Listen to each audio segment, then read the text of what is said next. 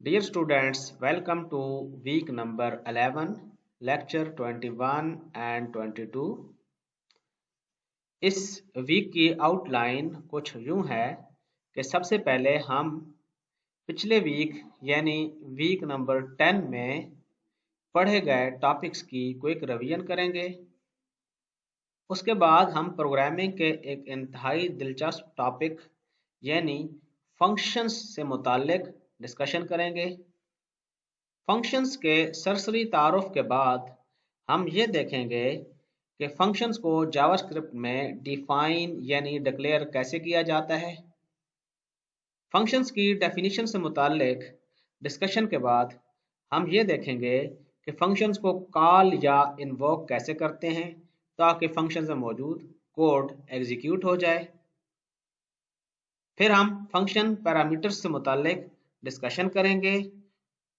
उसके बाद हम लोकल और ग्लोबल वेरिएबल्स के डिफरेंस को समझने की कोशिश करेंगे।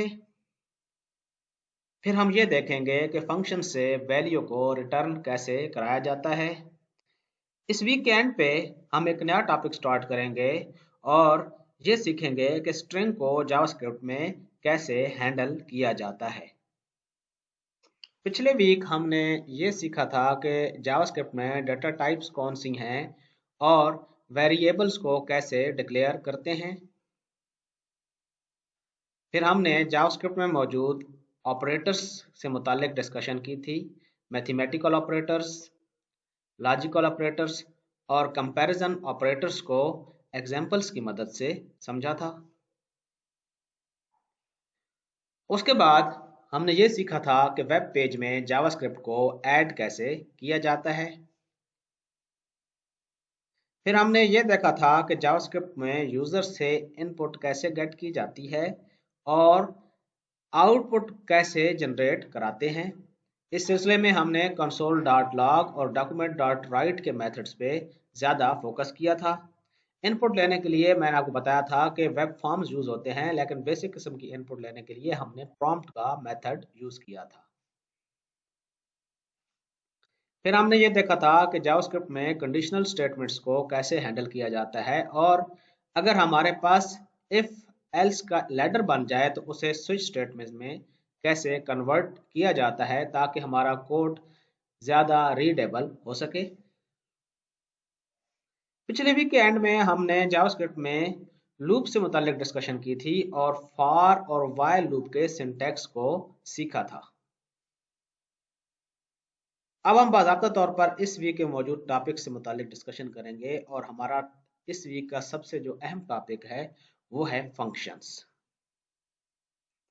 जावास्क्रिप्ट में फंक्शंस आपको परमिट करते हैं, आपको फैसिलिटेट करते हैं कि आप एक ब्लॉक ऑफ कोड को लिखें, उसको एक खास नाम दें और फिर जब चाहें जितनी मर्तबा चाहें जहां चाहें उस कोड को एग्जीक्यूट कर सकें।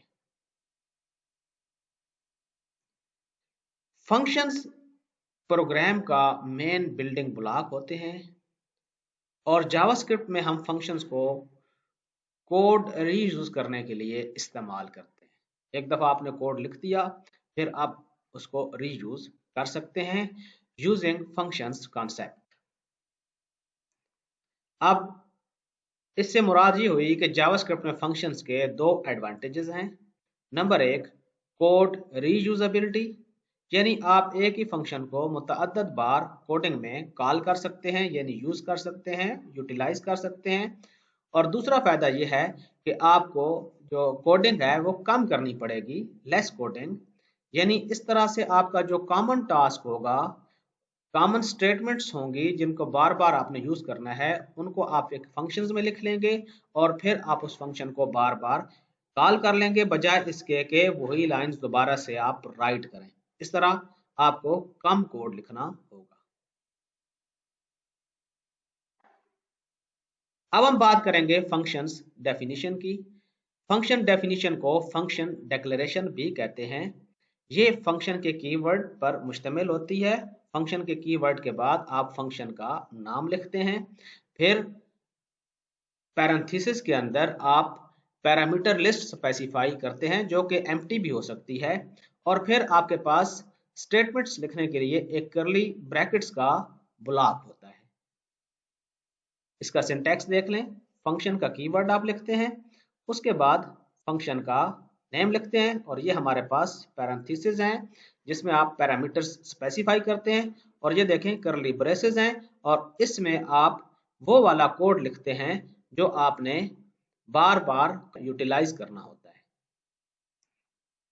ये इसकी एग्जांपल है, फंक्शन प्रिंट वेलकम, बिल्कुल सादा सा फंक्शन है। फंक्शन के कीवर्ड के बाद हमने फंक्शन का नाम लिखा। ये देखें, ये पैरेंथेसिस हैं और हम कोई भी पैरामीटर नहीं भेज रहा है। ये एम्प्टी भी हो सकती है पैरामीटर लिस्ट, इस वक्त एम्प्टी है। और ये देखें करली ब्रैकेट्स का ब्लॉक है और उसमें सिर्फ एक स्टेटमेंट लिखी हुई है, डॉक्यूमेंट डॉट राइट वेलकम। आप यहाँ पर एक स्टेटमेंट भी लिख सकते हैं, 1000 स्टेटमेंट्स भी लिख सकते हैं, 1,00,000 स्टेटमेंट्स भी लिख सकते हैं। यहाँ तक कि इस फंक्शन के अंदर आप एक और फंक्शन को भी यूज कर सकते हैं, यानी कॉल कर सकते हैं, इन्वोक कर सकते हैं। इसी तरह इस फंक्शन के अंदर आप इफ, एल्स, लूप वगैरह जितनी भी चीजें आपने पढ़ी हैं वो आप यूज कर सकते हैं। लेकिन हमने अभी फंक्शन को बिल्कुल सिंपल रखा हुआ है और हमने सिर्फ एक स्टेटमेंट लिखी हुई है, डॉक्यूमेंट डॉट राइट वेलकम, और ये क्या करेगी, वेब पेज पे वेलकम प्रिंट कराएगी। अब हमने ये फंक्शन को डिफाइन कर दिया, डिक्लेयर कर दिया, लेकिन अभी तक इसे यूज नहीं किया, यूटिलाइज नहीं किया, जिसको हम कहते हैं फंक्शन को कॉल नहीं किया। तो फंक्शन को कॉल कैसे करते हैं? फंक्शन को कॉल करने के लिए आपने सिंपली फंक्शन का नाम लिखना होता है और उसके बाद ये पैरेंथेसिस का जो ऑपरेटर है इसको यूज करना होता है। ये देखें, हमारे पास एग्जांपल है फंक्शन प्रिंट वेलकम। अब इस फंक्शन को हमने कॉल करना है तो हम सिंपली लिखेंगे प्रिंट वेलकम, और उसके बाद ये देखें ये हमने पैरेंथेसिस लगा दिए और उसके बाद सेमीकोलन। अब हम जितनी मर्तबा चाहें इस फंक्शन को कॉल कर सकते हैं। ये देखें, हमने दोबारा लिखा प्रिंट वेलकम, तो ये दूसरी बार भी फंक्शन कॉल हो जाएगा और आप देखेंगे कि वेब पेज पे 2 दफा लिखा जाएगा वेलकम। अब इस एग्जाम्पल से आपको फंक्शन का मेन पर्पस तो समझ आ गया होगा कि इसके थ्रू आप कोड की डुप्लीकेशन से बच सकते हैं। बजाय इसके कि यहाँ पर आप 2 दफा ये लाइन लिखते, आपने सिर्फ 1 दफा लिखी है और आपने इस फंक्शन को 2 दफा कॉल कर लिया। यहाँ पर आप सोचें, अगर यहाँ पर 10 स्टेटमेंट्स होती और आपने उन्हें 2 दफा प्रिंट कराना होता उन 10 स्टेटमेंट्स को, अगर फंक्शंस ना होते तो आपको 10 स्टेटमेंट्स पहले लिखनी होती, फिर दोबारा से आपको 10 स्टेटमेंट्स लिखनी होती, कॉपी पेस्ट करना होता। अब आपने फंक्शन लिख लिया, बेशक उसमें 10 या 15 या 20 स्टेटमेंट्स लिख लें, सिर्फ फंक्शन का नाम लिखें और उसके बाद ये पैरेंथेसिस लगाएं, तो ये फंक्शन कॉल हो जाएगा और इस फंक्शन मौजूद वो 10-15 जो भी आपने लाइन लिखी हुई हैं, फिलहाल हमने सिर्फ एक लाइन लिखी हुई है, वो एग्जीक्यूट हो जाएंगी। बेशक दूसरी मरतबा जहां भी आपको जरूरत है उसको फंक्शन को फिर से कॉल करें तो फिर से वो 10 से 15 जो लाइंस ऑफ कोड है वो एग्जीक्यूट हो जाएगा। और अगर आपको इन लाइंस में कहीं पे चेंज करनी हो तो आपको सिर्फ एक जगह चेंज करनी होगी। फॉर एग्जांपल ये जो मैसेज प्रिंट हो रहा है वेलकम, अगर इसमें आपको कोई चेंज करनी हो, जैसे यहाँ पर आखिर में एक्सक्लेमेशन साइन है, इसको रिमूव करना है, तो आपको सिर्फ एक जगह पर चेंज करनी होगी। आपको जहां जहां फंक्शंस को कॉल कर रहे हैं वहां सब जगह पर इस चेंज का इम्पैक्ट नजर आएगा।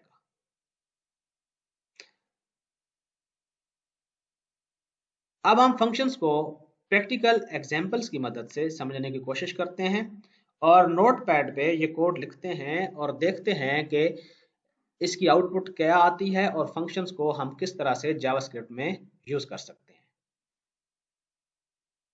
ये देखें, हमारे पास HTML का एक पेज है और यहाँ पर हम स्क्रिप्ट लिखेंगे। फॉर एग्जांपल हम यही फंक्शन बनाते हैं, फंक्शन, इसको कहते हैं फंक्शन डिक्लेयर करना या फंक्शन डिफाइन करना, फंक्शन प्रिंट वेलकम, ये पैरेंथेसिस, और अभी हम कोई भी पैरामीटर्स यहाँ पर पास नहीं कर रहे।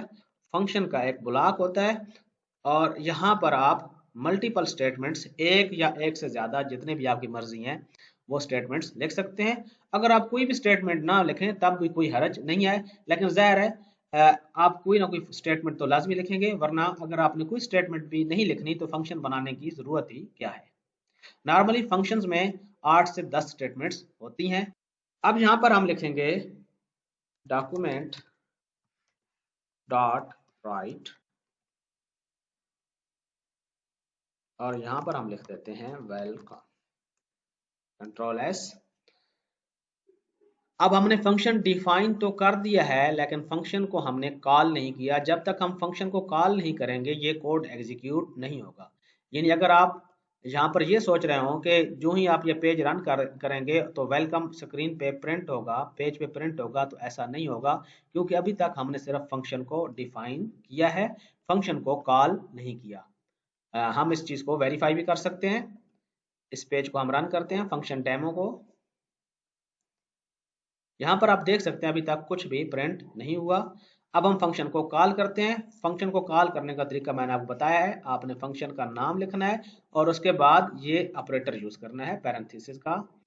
तो हम पूरा ही ये कॉपी कर लेते हैं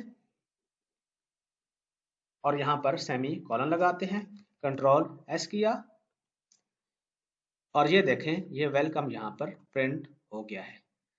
अब अगर हम इसके बाद कोई और स्टेटमेंट लिखें, let's say console dot log,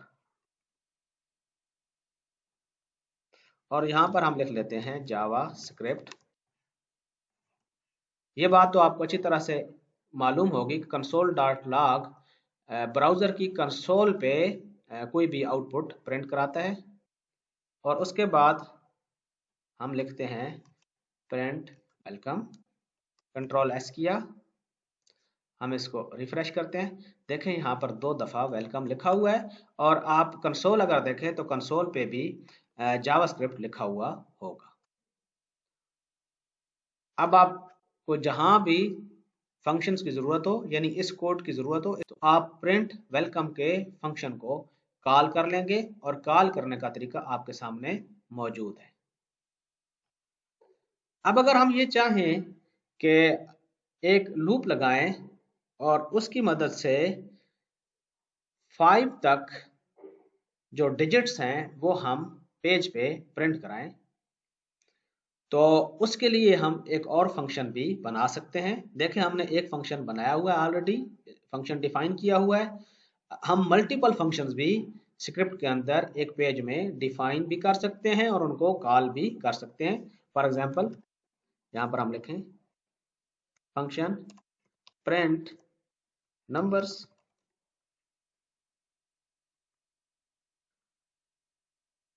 तो हम एक लूप लगा लेते हैं for let i sign to 1, i less than equal to 5, i plus plus, और हम सिंपली इनको स्क्रीन पे अगर प्रिंट कराना चाहें तो हम लिखेंगे डॉक्यूमेंट डॉट राइट,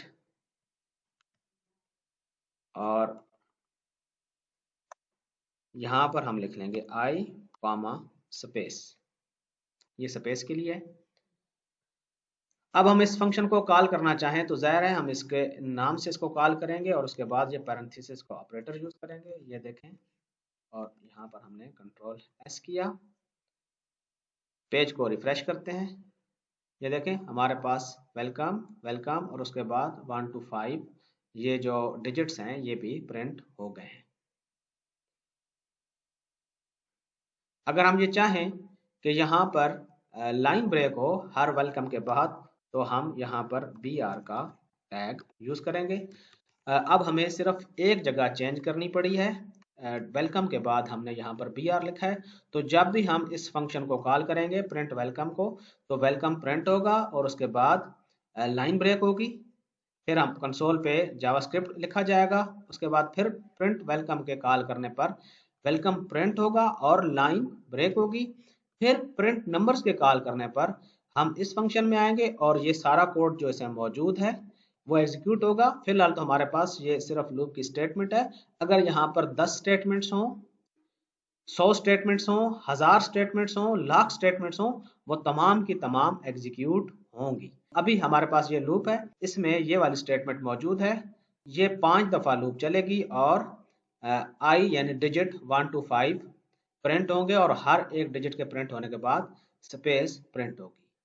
पेज को रिफ्रेश करते हैं, ये देखें वेलकम वेलकम और 1 2 3 4 5 प्रिंट हुआ है। और जाहिर है कंसोल पे जावास्क्रिप्ट, चूंकि हमने ये कोड लिखा हुआ है console.log, तो ये कंसोल पे जावास्क्रिप्ट भी प्रिंट होगा।